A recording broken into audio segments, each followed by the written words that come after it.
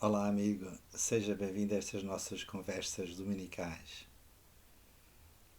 Os biógrafos de São Tomás de Aquino contam um episódio muito significativo da sua vida que diz do que foi o seu percurso existencial, espiritual, académico.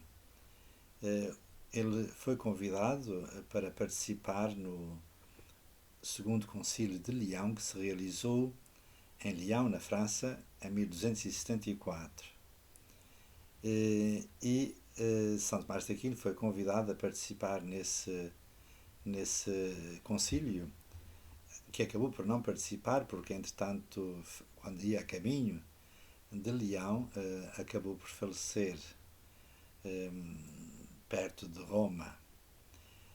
E antes de partir, o rei de Nápoles, que tinha alguns conflitos com o Papa, com os Estados Pontifícios naquela altura, perguntou a São Tomás que se ia encontrar com o Papa, o que é que lhe ia dizer.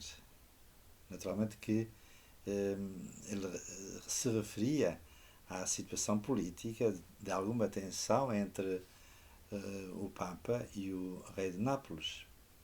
E quando o rei lhe perguntou a São Tomás o que é que ia dizer ao Papa, e São Tomás respondeu: Veritatem, a verdade. Iria, se encontrasse com o Papa, dizer-lhe a verdade. De facto, este episódio ilustra bem o que foi todo o percurso existencial de São Tomás de Aquino, ou seja, a demanda, a procura da verdade. Nisto, ele foi discípulo de outro grande mestre da teologia, que foi Santo Agostinho, para o qual a questão fundamental era a questão da verdade, do conhecimento da verdade, e o conhecimento da verdade tinha a ver com a relação da alma com Deus. Nos Solilóquios, ele pergunta-se a si próprio o que é que deseja saber, e o que ele deseja saber é, ao conhecer Deus e a alma, esta relação de verdade entre Deus e a alma. São Tomás de Aquino é, por conseguinte, e Santo Agostinho, os grandes paladinos da verdade na história da espiritualidade e da teologia. Mas quando se trata da verdade em São Tomás, é da verdade objetiva, na linha dos grandes filósofos da antiguidade, nomeadamente Aristóteles. A verdade é o que existe, o que é. Verum est ens. Os antigos, a filosofia clássica, a metafísica e a filosofia clássica diz a verdade é o que é o ente. Verum est ens. É o ente. E quando se trata da questão da metafísica do que é o ser capta-se naquilo que é, na existência. E por isso, o que é mais evidente é o ser que está presente em tudo o que é, que participa no ser. Isto é uma questão metafísica, mas que se pode ilustrar de uma forma muito simples e que São Tomás de Aquino, exemplificava, pelo menos contam os seus biógrafos, em que ele pegava numa maçã e aos seus alunos, na primeira aula, perguntava aos alunos o que é uma maçã. O que é isto que ele apresentava? O que é isto? E os alunos diziam, obviamente, que era uma maçã. Se algum dizia que não era uma maçã, não era digno de estar na sua aula. O problema é que hoje esta questão da verdade está hipotecada. Diz-se que na história da filosofia, com Nietzsche, terminou a metafísica, ou terminou mesmo a filosofia. Lembro-me que nas primeiras aulas de introdução à filosofia, tanto na Universidade Católica como na Faculdade de Letras, as grandes universidades onde eu aprendi a pensar com os que pensam, tanto do ponto de vista teológico como do ponto de vista filosófico. E de facto, nas primeiras aulas de filosofia, se dizia que, por exemplo, a Nietzsche acabou a metafísica, porque ele declarou numa das suas obras: Deus morreu. E quando esta afirmação de Deus morreu não é necessariamente uma profissão de ateísmo ou de agnosticismo. Significa eliminar aquela proposição que sustenta todo o ser, porque, no fundo, Deus morreu, é a verificação de que não se pode responder à pergunta o que é. Portanto, não se pode responder à pergunta da verdade e, por isso, chegamos às opiniões, às aproximações. Aliás, os antigos pré-socráticos tinham chegado a esta intuição, como quando, por exemplo, um célebre poema de Parménides, ele chega a esta verificação que existem duas vias. Uma via que conduz à doxa, outra via que conduz à verdade. Portanto, a verdade e a opinião. E a filosofia, ou seja, esta questão é fundamental, o que é, se responde de uma forma ou de outra. Ou seja, ou a verdade ou a opinião. E por isso, e quem estiver na verdade é realmente o filósofo. A opinião, enfim, está nas diversas formas de aproximação da realidade, mas que são parciais e, portanto, no domínio das opiniões. Nós vivemos uma época em que, se é verdade que se terminou a metafísica, se é verdade que terminou a filosofia, nós estamos no domínio das opiniões. Se isto é a questão que se põe de uma forma muito simples, do ponto de vista de uma aproximação filosófica da realidade, que, no fundo, a filosofia é a busca da sabedoria daquilo que é. Aliás, o filósofo Severino, que eu já tenho referido algumas vezes nestas nossas conversas dominicais, era um grande defensor da metafísica. E a sua questão fundamental era esta: onde é que eu posso encontrar um fundamento que ele chamava incontrovertível, que se possa construir a filosofia e, portanto, a verdade? Este fundamento incontrovertível ele encontrava nesta proposição, ou seja, no princípio de não contradição. Aquilo que é, não é? O princípio de identidade, o princípio do terceiro excluído, portanto, eram os grandes suportes, os grandes suportes da metafísica, da lógica, da verdade, e ele encontrava este fundamento incontrovertível na episteme, naquilo que é o fundamento incontrovertível da própria existência. Porque a questão da filosofia não é um saber abstrato e desencarnado do real, é, no fundo, procurar encontrar os fundamentos do real. De resto, nós encontramos a mesma preocupação no Evangelho, quando Jesus diz que o reino de Deus é semelhante a alguém que construiu uma casa sobre a rocha. E essa casa sobre a rocha resiste às tempestades, aguenta-se. Ao passo que uma casa construída sobre a areia desfaz-se e não resiste às tempestades. E neste caso, o reino de Deus é semelhante a esta casa firme, alicerçada sobre a rocha, que depois, na lógica dos Evangelhos, nós sabemos que o reino de Deus se identifica com o próprio Cristo, como já o grande Orígenes o dizia. Orígenes dizia que Jesus é autobasileia, o reino de Deus em pessoa. E esse é com o fundamento incontrovertível. E depois a questão da fé. A questão da fé é o fundamento, é dar o testemunho e acreditar que em Jesus Cristo se encontra este fundamento da realidade, da verdade.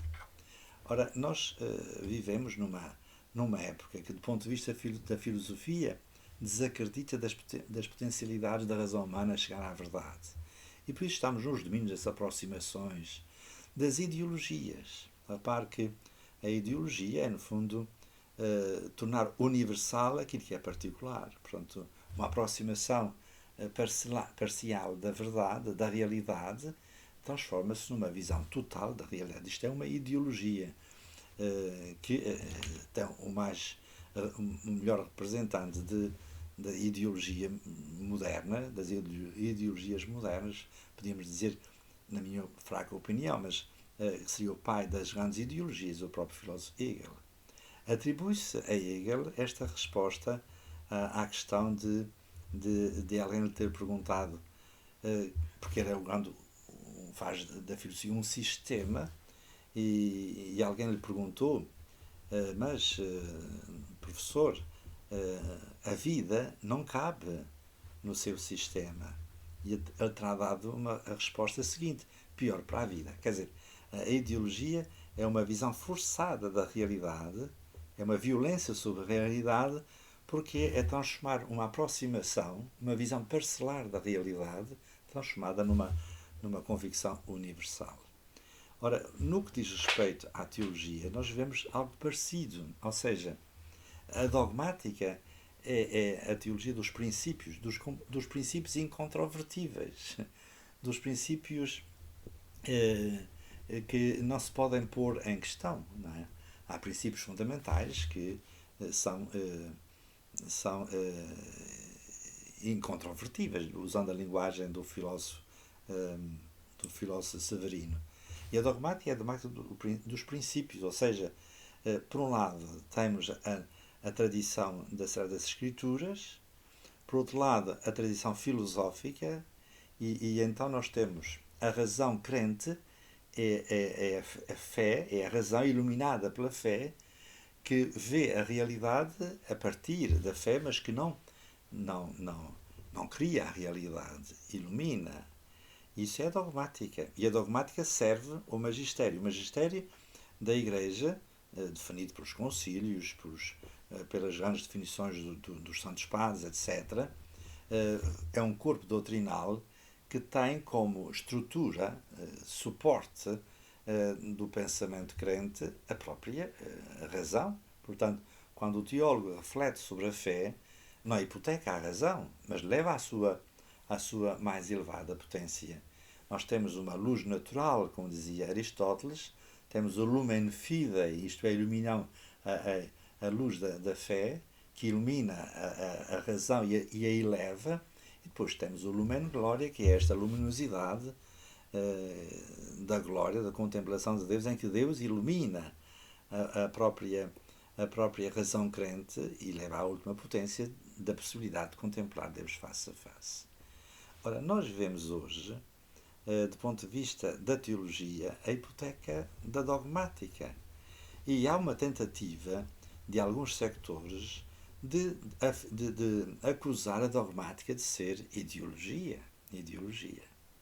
Bom, isto vem a propósito da situação atual em que nós vivemos, em que é o próprio, digamos assim, magistério, representado naturalmente pelo Papa, nas suas últimas declarações, em que nós estamos no domínio das opiniões e não propriamente de uma afirmação de fé de natureza dogmática, que, embora não goze do carisma sempre da infalibilidade, é pelo menos um carisma de verdade.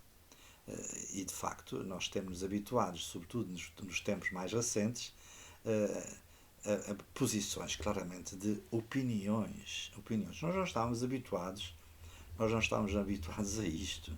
Eu lembro-me que fiquei escandalizado quando, numa entrevista, salvo erro, de avião, Francisco diz: o Papa também se engana. Quer dizer, nós estamos habituados a determinadas instituições ou figuras institucionais que não podem dizer sem mais nem menos que o Papa que se enganam. Um professor pode se enganar, mas o professor está noutra circunstância. Mas é um bispo, por exemplo. Um sacerdote pode se enganar, sim, mas quando se chega, por exemplo, o sacerdote pode se enganar, mas só se ele não tiver estudado devidamente a teologia dogmática, a teologia moral, a teologia litúrgica, isto é, um sacerdote bem formado, pelo menos conscientemente, não vai transmitir algo que não seja verdadeiro do ponto de vista daquilo que é a praxis cristã, tanto do ponto de vista da moral como do ponto de vista da dogmática, como do ponto de vista da liturgia, etc. Um bispo tem o colégio o seu presbitério a ajudá-lo E o Papa tem todas as universidades católicas, pontifícias, tem a Cúria Romana em primeiro lugar, as congregações, etc. E por isso, quando eu vi aquela frase, o Papa também se engana, não fiquei surpreendido, como uma vaticanista portuguesa costuma dizer, o Papa não deixa de nos surpreender. Na minha, para mim, o Papa escandalizou-me, quer dizer que o Papa também se engana, deve estar atento às palavras que diz, às atitudes que toma, porque tem a Cúria Romana, as congregações, a doutrina da fé, enfim, toda a estrutura da romana está a ajudar o Santo Padre na profissão da fé e da verdade. Os cardeais, a função dos cardeais é ter a coragem de dizer ao Papa a verdade. Eles são os primeiros que devem ter a parresia, isto é, a coragem da verdade. Todos eles. Faz parte do estatuto do cardeal ter a parresia da verdade e por isso são verdadeiros cardeais aqueles que, por exemplo, tiveram a coragem, a parresia das dúvidas, tanto a respeito da, da Amoris Laetitia, como agora a respeito do relatório síntese da primeira sessão da sua sinodalidade. Como tem outros cardeais, por exemplo, o cardeal Müller, o cardeal Sarra, Monsenhor Atanásios e eu próprio, modestamente. Quer dizer, quando nós ouvimos alguma coisa dita pelo Papa que nos surpreende porque parece não corresponde à verdade, isto é, aquilo que sempre por toda a parte e por todos foi acreditado, devemos ter a honestidade intelectual e a coragem de dizer a verdade. Não é? Isto é a parresia. E a verdade é que, de facto, no seu pontificado, tivemos realmente a confirmação de vários erros sucessivos. Eu comecei a surpreender-me, nunca imaginaria eu, quando li alguns textos, tenho lido alguns textos do Papa, por exemplo, antes dela, Evangelii Gaudium, surpreendeu-me muito. Há duas afirmações que depois, noutras conversas, hei de comentar, porque é importante isto. Isto não é estar contra o Papa. Eu estou em comunhão com o Papa, mas como disse na outra ocasião, há coisas que eu não concordo. E uma vez fez essas observações a respeito de um bispo, não a respeito, com um bispo, e a resposta dele foi assim, mas tu queres mandar na igreja? Eu mandar na igreja não tenho essa missão de mandar. Eu tenho a missão o carisma do governo, do magistério e da santificação. São os bispos, é o Santo Padre, é a última instância. O teólogo tem a missão de ajudar o magistério no serviço da verdade. E por isso é que nós estudamos filosofia, teologia, história dos dogmas, história da moral, etc. E nós podemos enganar-nos, evidentemente, mas depende das fontes que consultamos, depende dos textos que seguimos, das autoridades, como diziam os escolásticos, não é? E, portanto, nós temos vários textos, desde Evangelii Gaudium, depois, claro, Amoris Laetitia, Laudate Dominum, sobre a ecologia, e agora a declaração do Dicastério para a Doutrina da Fé de Fernandes e muitos outros, a persistência de enganos. E aí, portanto, há uma espécie de ideologia latente, de um plano, que autores contemporâneos, estudiosos, têm chamado a atenção. Por exemplo, Stefano Fontana chama a atenção para as raízes rainerianas da eclesiologia contemporânea. Tem alguma razão? Tem alguma razão. Temos Giulia Meloni, que fala na máfia de St. Gallen e, portanto, vê uma sequência, sobretudo na filiação do pensamento e da ação de Francisco no cardeal Martini, uma figura tenebrosa dos jesuítas que chegou a cardeal e com grande sucesso. Temos outro autor que é Taylor Marshall, que tem uma obra notável chamada infiltration, portanto, como foi lentamente que se foi introduzindo uma determinada ideologia no seio da Igreja Católica que conduzia até hoje. E, portanto, há um autor contemporâneo que diz, afinal, o culpado disto tudo é o pecado original, de certa maneira. De facto, esta forma de pensar que não surge de acordo, de geração espontânea. No princípio, achamos que talvez era uma questão de retórica, quando ouvimos esta afirmação: o Papa também se engana, ou então quem sou eu para julgar, ou então eu ficarei na história como o Papa que dividia a Igreja. Parecia ser uma questão retórica, mas atualmente nós verificamos que, de facto, parece assim. E erros políticos, com certeza que a nomeação de Fernandes para o dicastério da doutrina da fé é um erro notável do ponto de vista político e teológico, ou pastoral. Mas quando é feito de modo próprio, então aí significa que há uma coisa mais profunda. O que é que havemos de fazer? Não podemos, naturalmente, quebrar esta relação de comunhão com o Santo Padre, com o Papa, com o seu ministério. Mas há coisas que, em nome da verdade, devemos dizer não concordamos, não vamos por aí. Mas isso chama-se autêntica misericórdia, compaixão. Eu sou misericordioso e compassivo se digo àquele que merece a minha misericórdia a verdade. E, portanto, dizer a verdade ao pecador para que se converta, a mim próprio, no meu exame de consciência, a verdade, é a melhor forma de ser para comigo mesmo e para com os outros, compassivo e misericordioso. Muito obrigado pela sua atenção. Até a próxima conversa dominical, se Deus quiser.